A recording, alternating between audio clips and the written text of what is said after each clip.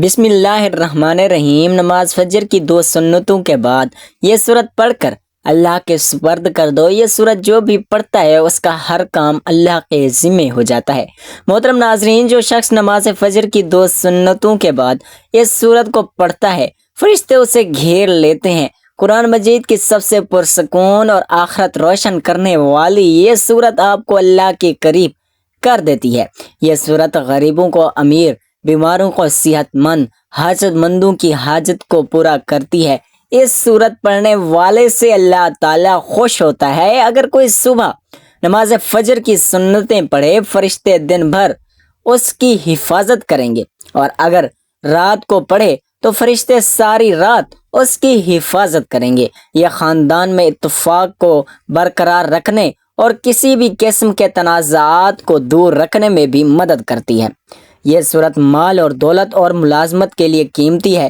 جیسا کہ ہر کوئی اپنی زندگی میں کامیاب ہونا چاہتا ہے، تو اس سورت کو روزانہ 1 مرتبہ صبح کی نماز کے بعد لازمی پڑھے۔ یہ وہ سورت ہے جس کی تلاوت جنت میں اللہ رب العزت خود فرمائیں گے۔ سبحان اللہ۔ صحیح مسلم کی روایت میں ہے کہ رسول اللہ صلی اللہ علیہ وآلہ وسلم نے فرمایا، جو شخص فجر کی نماز پڑھ لیتا ہے وہ اللہ کے ذمے میں آ جاتا ہے۔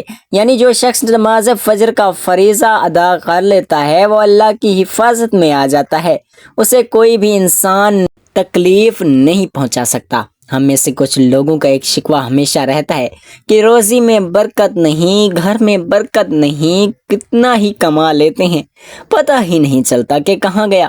ہر وقت کوئی نہ کوئی پریشانی رہتی ہے، کبھی بیماری تو کبھی کوئی اور تنگی۔ اگر ہم اس تمام بے برکتی، تنگ دستی اور پریشانیوں کو نماز فجر کی عدم ادائیگی کے لیے پس منظر میں دیکھیں تو معلوم ہوگا کہ سب بے برکتی اور اسی سبب سے ہے کہ ہم نماز فجر کی ادائیگی میں حد درجہ کوتاہی اور غفلت، لاپرواہی اور سستی کا شکار ہیں۔ رسول اللہ صلی اللہ علیہ وآلہ وسلم کے احادیث موجود ہیں جن میں رزق کی تقسیم و فراوانی اور برکت کو نماز فجر کی ادائیگی سے مشروط کیا گیا ہے۔ ایک فرمان نبی صلی اللہ علیہ وآلہ وسلم کا مفہوم ہے کہ رزق تقسیم کرنے والا فرشتہ ہر صبح فجر کے وقت بندوں کا رزق لے کر زمین پر اترتا ہے، لہٰذا جو دروازہ فجر کے وقت کھلا ہوتا ہے فرشتہ اس کا رزق دروازے پر رکھ کر چلا جاتا ہے، اور جو دروازہ فجر کے وقت بند ہوتا ہے فرشتہ اس کا رزق واپس لے کر چلا جاتا ہے۔ رسول اللہ صلی اللہ علیہ وآلہ وسلم کے فرمان کے مطابق فجر عشاء کی نمازیں خیر و برکت سے معمول ان 2 نمازوں کی ادائیگی بے شمار نیکیوں اور ثواب کے ذخائر اور رزق اور برکتوں کے خزانے جمع کرنے کا سبب ہے۔ جیسا کہ رسول اللہ صلی اللہ علیہ وآلہ وسلم نے ارشاد فرمایا، اگر لوگوں کو عشاء اور فجر کی نمازوں کا ثواب، اجر اور خیر و برکات معلوم ہو جائیں تو ان 2 نمازوں میں ضرور آئیں گے، چاہے گھٹنوں کے بل گھسیٹتے ہوئے کیوں نہ آنا پڑے۔ قرآن و حدیث سے بھی نماز فجر کی قرات و تلاوت قرآن کی اہمیت اجاگر ہوتی ہے، جس سے فجر کے وقت اور نماز فجر کی اہمیت کا پتہ چلتا ہے۔ سورت بنی اسرائیل میں فرمایا، بے شک فجر کی نماز میں پڑھا جانے والا قرآن محسوس کر سامنے آ جاتا ہے۔ یعنی اگر فجر کی نماز میں پڑھا جانے والا قرآن سمجھ کر پڑھا یا سنا جائے تو وقت فجر کے تمام انوار و تجلیات اور قرآنی فیوز و برکات متشکل ہو کر اللہ کے وجود اور اس کی وحدانیت کی گواہی دیتے محسوس ہوتے ہیں۔ احادیث نبوی سے بھی نماز کی اہمیت و فضیلت اور نورانیت کا پتہ چلتا ہے۔ آپ صلی اللہ علیہ وآلہ وسلم نے فرمایا کہ فجر کی 2 رکعات سنت دنیا میں دنیا کی ہر چیز سے افضل ہیں۔ قرآن مجید اللہ کی سچی کتاب ہے، یہ اللہ کا پیغام اپنے بندوں کے نام ہے۔ اس سے ایمان بڑھتا ہے اور دلوں کے زنگ اترتے ہیں۔ قرآن مجید کی تلاوت کرنا باعث برکت اور ثواب ہے، مگر افسوس کا مقام ہے کہ ہماری اکثریت قرآن مجید سے غافل ہے، دنیا کے کاموں میں اپنا وقت لگاتے ہیں، جبکہ تلاوت قرآن کے لیے کہتے ہیں کہ وقت نہیں ملتا۔ یقین جانیں تلاوت قرآن پاک سے اللہ وقت میں برکت ڈالتا ہے۔ آج سے یہ عہد کریں کہ انشاءاللہ قرآن مجید کی تلاوت کے لیے روزانہ وقت نکال کر کم از کم 2-3 رکوع تلاوت کریں گے اور اس کو سمجھیں گے، اس کو ترجمے کے ساتھ پڑھیں گے، تاکہ پتہ چلے اللہ تعالیٰ اپنے بندوں سے کیا فرماتا ہے؟ رسول اللہ صلی اللہ علیہ وآلہ وسلم نے فرمایا تم قرآن پڑھو اس لیے کہ قرآن قیامت کے دن اپنے پڑھنے والوں کے لیے سفارشی بن کر آئے گا۔ ایک دوسری حدیث مبارکہ میں ہے کہ قرآن کی سفارش کو قبول کیا جائے گا۔ قرآن کو پڑھنے کے بعد اس کو اپنی عملی زندگی میں لانے والوں کے لیے بھی جھگڑا کرے گا اور نجات دلائے گا۔ رسول اللہ صلی اللہ علیہ وآلہ وسلم نے فرمایا قیامت کے دن قرآن اور قرآن والے جو اس پر عمل کرتے تھے ان کو لایا جائے گا۔ سورۃ البقرہ اور سورۃ آل عمران پیش ہوگی اور اپنے پڑھنے والوں کی طرف سے جھگڑا کرے گی۔ قرآن کو جو لوگ مضبوطی سے تھام لیتے ہیں تو اللہ تعالیٰ ان کو بلند کر دیتا ہے اور وہ دنیا میں بھی عزت حاصل کرتا ہے اور آخرت میں بھی جنت میں داخل ہوگا۔ انشاءاللہ جو قرآن کی تلاوت اور تعلیمات سے دور ہوتے ہیں اور اپنی زندگی اپنی مرضی اور اپنی چاہت سے بسر کرتے ہیں تو پھر ایسوں کو اللہ تعالیٰ ذلیل و خوار کر دیتے ہیں۔ چنانچہ نبی کریم صلی اللہ علیہ وآلہ وسلم نے فرمایا اللہ تعالیٰ اس کتاب قرآن مجید کی وجہ سے بہت سے لوگوں کو سر بلند فرمائے گا اور دوسروں کو ذلیل کرے گا۔ قرآن مجید کی تلاوت کرنے سے ہر حرف کے بدلے میں 10 نیکیاں ملتی ہیں۔ قیامت کے روز انسان ایک نیکی کے لیے مارا مارا پھرے گا، لہٰذا نیکیوں کے حصول کے لیے تلاوت قرآن پاک کو معمول بنانا چاہیے۔ رسول اللہ صلی اللہ علیہ وآلہ وسلم نے ارشاد فرمایا جس نے کتاب اللہ کا ایک حروف تلاوت کیا اس کو ایک نیکی ملے گی اور اس کا ایک نیکی کے بدلے کم از کم 10 گناہ معاف ہو جائیں گے۔ الف لام ایک حرف ہے لیکن الف ایک حرف، لام دوسرا اور میم تیسرا حرف ہے۔ قرآن کو یاد کرنا، اس کو حفظ کرنے اور اپنے سینے میں محفوظ کرنا سعادت مندی ہے۔ آپ صلی اللہ علیہ وآلہ وسلم نے فرمایا بے شک وہ آدمی جس کے دل میں قرآن پاک کا حصہ نہیں وہ ویران گھر کی طرح ہے۔ قرآن کریم کی تلاوت بجائے خود اجر و ثواب کا باعث ہے، چاہے پڑھنے والا اس کے معنی مطالب کو سمجھتا ہو یا نہ سمجھتا ہو۔ اس کے لیے ایک ایک حرف پر 10 نیکیاں پڑھنے والے کو ملیں گی، جیسا کہ حدیث میں فرمایا گیا ہے۔ تاہم یہ محض اللہ کا فضل و کرم ہے کہ وہ اپنے ہر پڑھنے والے کو اجر عظیم سے نوازتا ہے، لیکن بغیر سمجھے پڑھنے سے ثواب تو یقیناً مل جائے گا، لیکن قرآن کے نزول کا جو اصل مقصد ہے وہ اسے حاصل نہیں ہوگا۔ وہ مقصد کیا ہے؟ ہدایت اور روشنی یہ تو صرف اسے ہی ملے گی جو قرآن کو سمجھنے کی اور اس کے معنی و مطالب سے آگاہی حاصل کرنے کی کوشش کرے گا۔ آج اس قرآن کے پڑھنے والوں تو لاکھوں نہیں کروڑوں کی تعداد میں ہیں، لیکن اس میں بیان کردہ اصول و ضوابط اور تعلیمات و ہدایات کو سمجھنے والے کتنے تھوڑے، بالکل تھوڑے ہیں۔ ہر مسلمان کے لیے ضروری ہے کہ وہ قرآن کریم کو محض تبرک کے طور پر ہی نہ پڑھا کرے بلکہ اسے سمجھنے کی بھی کوشش کیا کرے تاکہ وہ اس کے اصل مقصد اور نزول اور ہدایت کو بھی حاصل کر سکے۔ اس کے علاوہ قرآن کریم پر تبصرہ اور اسے سمجھنے سے اصل مقصد اللہ کی مرضی و منشا معلوم کریں، اس پر عمل کرنا کہ موز اس کے لطائف اور حقائق اور اس کے اثرات و غم سے واقفیت حاصل کرنا، کیونکہ یہ واقفیت تو عربوں کو حاصل ہے، ان کی زبان بھی ہے اور اس کے گناہ پر قرآن کے مطلب معنی سے ناآشنا نہیں ہے، لیکن چونکہ ان کا عمل قرآن پر نہیں ہے اس لیے دیگر مسلمانوں کی طرح وہ بھی دنیا میں مغلوب ہی ہیں۔ 30 لاکھ یہودی 11 کروڑ عربوں پر حاوی ہیں۔ یہ قرآن سے آراز و گریز کی وہ سزا ہے جو اللہ تعالیٰ مسلمانوں کو اس دنیا میں ہی دے رہا ہے۔ اسی لیے قرآن پاک کو سمجھ لینا ہی کافی نہیں، اس پر عمل کرنا بھی ضروری ہے، اور جب تک مسلمانوں کی انفرادی اجتماعی زندگی قرآن کے سانچے میں نہیں ڈھلے گی، ان کے شب و روز کے معمولات قرآنی ہدایت کے تابع نہیں ہوں گے اور مسلمان قرآن کو اپنا رہنما زندگی تسلیم نہیں کریں گے، ان کی ذلت کا یہ دور ختم نہیں ہوگا، ان کی مشکلات کم نہیں ہوں گی، اس کی عظمت رفتہ بحال نہیں ہوگی جس کے وہ خواہش مند ہیں، جس سے قرآن والی کے مسلمان بہرہ یاب تھے۔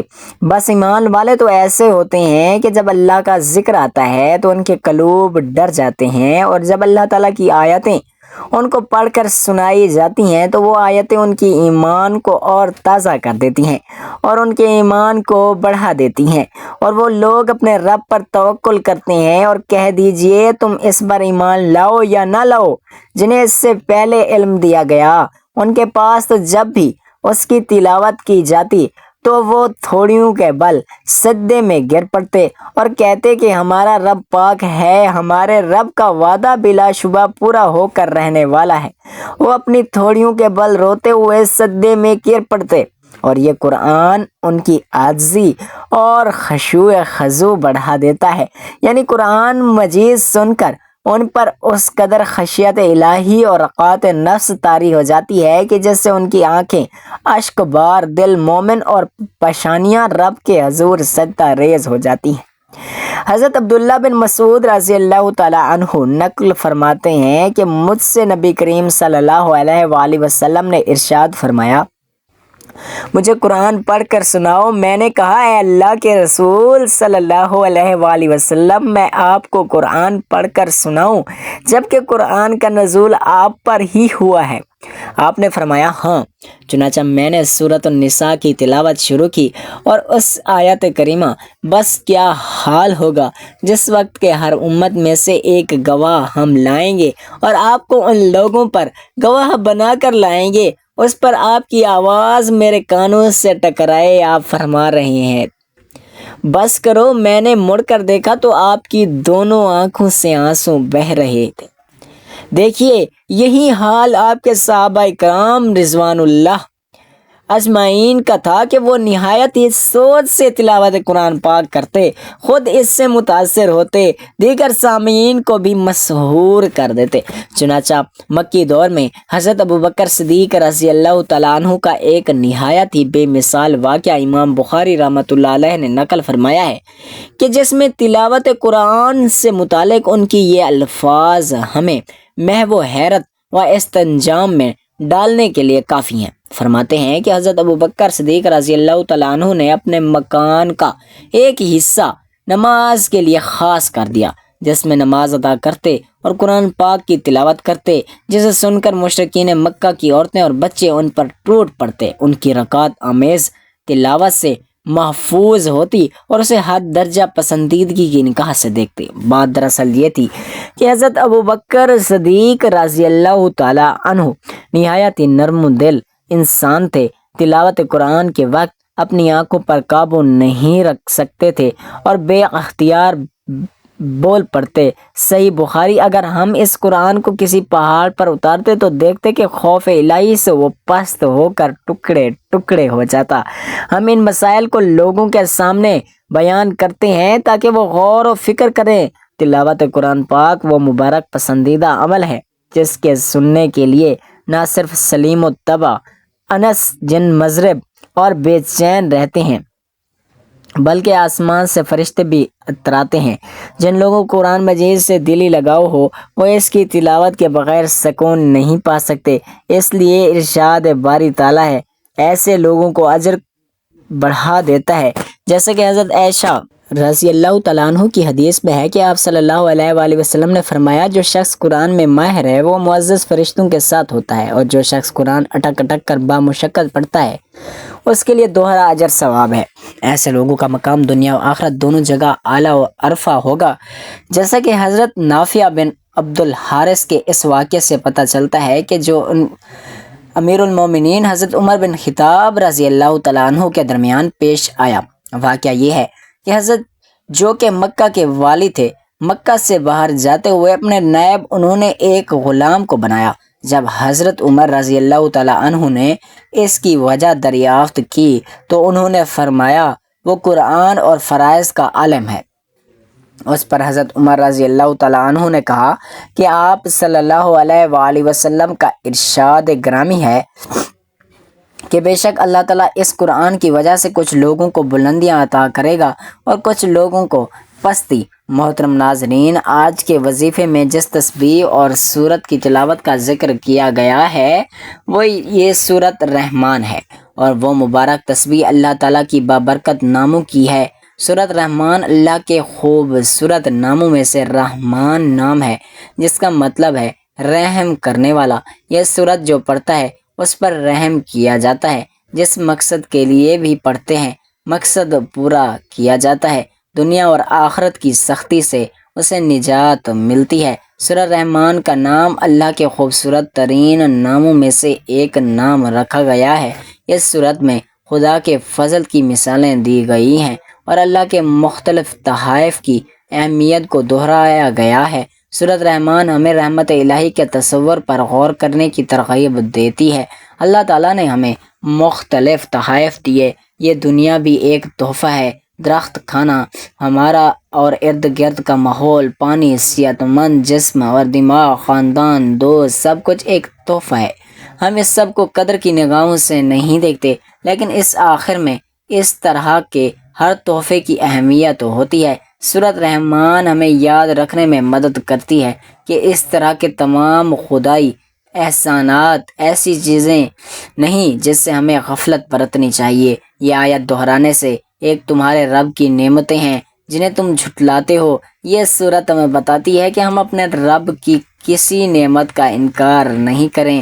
اس وقت کے مطابق کافر مسلسل اور مکمل طور پر حق کا انکار کر رہے تھے اور مسلمانوں پر کھلے عام تشدد کر رہے تھے۔ تم اپنے رب کی کون کون سی نعمتوں کو جھٹلاؤ گے؟ در حقیقت جھٹلانے والوں کے لیے ایک مستقل نصیحت تھی، جو غرور اور ناشکری میں اندھے تھے اور مسلمانوں پر بغیر کسی اشتعال کے حملہ کرتے اور قتل کر دیتے تھے۔ سورۃ رحمان اللہ کی رحمتوں کی لامحدود فہرست کو خوبصورتی سے پیش کرتی ہے۔ یہ دل کو چھو لیتی ہے اور سچے ایمان والوں کی آنکھوں میں آنسو لاتی ہے۔ انسانوں میں حق کو نظر انداز کرنے کی کمزوری ہے۔ ہم جانتے ہیں کہ ہر چیز فانی ہے، اس کے باوجود ہم دنیا، دولت اور آسائشوں کے حصول میں دیوانے ہیں۔ محترم ناظرین، ہمیں اس بات کا علم ہونا چاہیے کہ اس زندگی میں ہمارے پاس جو کچھ بھی ہے وہ مستقل نہیں ہے۔ ہمارے خاندان، دوست ہمیں چھوڑ سکتے ہیں، اچھی صحت میں کمی آ سکتی ہے، ہماری دولت بھی ختم ہو سکتی ہے، پھر بھی ہم مغرور و تکبر میں رہتے ہیں۔ سورۃ رحمان ہمیں بار بار اللہ کا شکر ادا کرنے کی یاد دلاتی ہے، کیونکہ ہمارے پاس جو کچھ بھی ہے وہ ہمارے لیے اللہ تعالیٰ کا تحفہ ہے۔ ہمیں چاہیے کہ ہم دنیا کے لیے کام کریں اور نیک اعمال میں مشغول ہوں اور اللہ ہی کو راضی کرنے کی کوشش کریں۔ ہمیں معلوم ہونا چاہیے کہ مسلمان ہونے کی حیثیت سے سورۃ رحمان کو دل سے سیکھنا امن و سکون کا باعث ثابت ہو سکتا ہے۔ اپنے آپ کو اللہ کے مختلف احسانات کی یاد دلا کر ہم تناؤ اور ذہنی دباؤ کا مقابلہ کر سکتے ہیں اور اپنے ایمان کو بھی مضبوط کر سکتے ہیں۔ محترم ناظرین، جب آپ نماز فجر ادا کرنے لگو تو 2 سنت ادا کرنے کے بعد آپ نے ایک مرتبہ درود پاک پڑھنا ہے۔ درود پاک آپ کو حسابی پڑھ سکتے ہیں۔ ایک بار ثواب کی نیت سے میرے ساتھ بھی پڑھ لیں۔ اللہم صلی علی محمد وعلی آل محمد کما صلیت علی ابراہیم وعلی آل ابراہیم انک حمید مجید۔ اللہم بارک علی محمد وعلی آل محمد کما بارکت علی ابراہیم وعلی آل ابراہیم انک حمید مجید۔ درود پاک ایک مرتبہ پڑھنے کے بعد آپ نے اللہ تعالیٰ کے مبارک نام یا رزاق یا فتح یا علیم کی ایک تسبیح پڑھنی ہے۔ یہ تسبیح پڑھنے کے بعد آپ نے پھر ایک مرتبہ درود پاک پڑھنا ہے اور پھر نماز فجر کے فرض ادا کرنے ہیں۔ جب آپ نماز فرض ادا کر لیں تو اس کے بعد آپ نے ایک مرتبہ سورۃ رحمان پڑھنی ہے۔ اگر ٹائم زیادہ ہو تو آپ نے 2 سنت کے بعد سورۃ رحمان کی تلاوت کرنی ہے، پھر 2 فرض پڑھنے ہیں، پھر تلاوت کریں اور آخر میں آپ نے اللہ تعالیٰ سے دعا مانگنی ہے۔ یہ عمل کر کے آپ اللہ تعالیٰ سے جو کچھ مانگیں گے اللہ تعالیٰ آپ کو خوشی عطا کرے گا انشاءاللہ۔ اس عمل کی برکت سے آپ کی تمام حاجات پوری ہو جائیں گی۔ آپ کو اللہ تعالیٰ دنیا اور آخرت میں کامیابی عطا کرے گا۔ یہ عمل کرنے سے پورا سال اللہ پاک آپ پر رحم فرمائیں گے۔ جس پر اللہ پاک رحم فرما دیں اس پر پوری دنیا رحم کرتی ہے، پوری دنیا اس سے پیار کرتی ہے، کائنات کی ہر چیز اس سے پیار کرتی ہے۔ ناظرین، ویڈیو اچھی لگی ہو تو ویڈیو کو لائک کریں، ویڈیو کو شیئر کریں، چینل کو سبسکرائب کریں اور کمنٹ باکس میں اللہ تعالیٰ کے 99 ناموں میں سے ایک نام ضرور ٹائپ کریں۔ اگلی ویڈیو تک کے لیے اجازت دیجیے۔ اللہ حافظ۔